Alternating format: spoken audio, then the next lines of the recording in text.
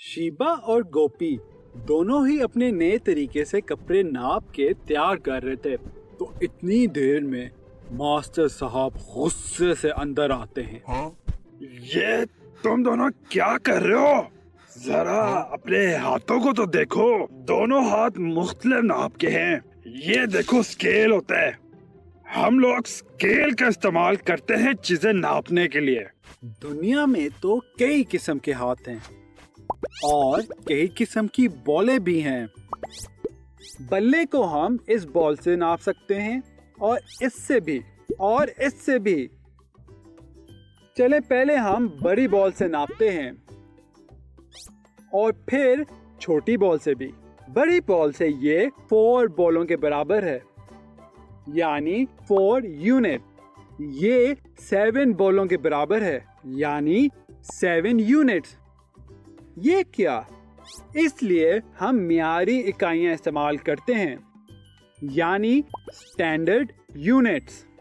लंबाई नापने के लिए स्टैंडर्ड यूनिट है सेंटीमीटर। इसको हम cm भी लिखते हैं।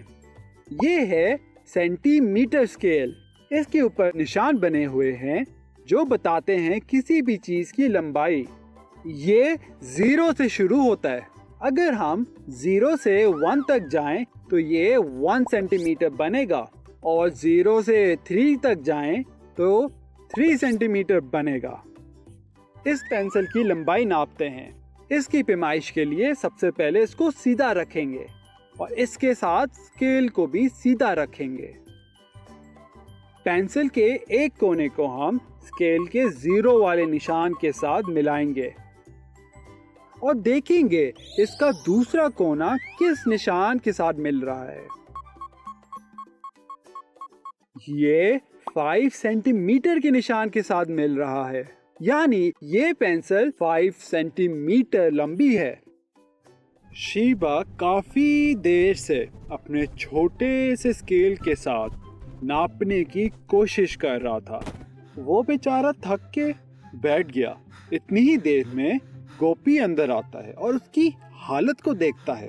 ओए शीबा, ये तुम किससे नाप रहे हो? इससे तो बहुत टाइम लग जाएगा। अच्छा रुको, मैंने टेलर मास्टर के कमरे में एक चीज देखी थी, मैं वो लेकर आया। कुछ ही देर बाद गोपी वापस आता है।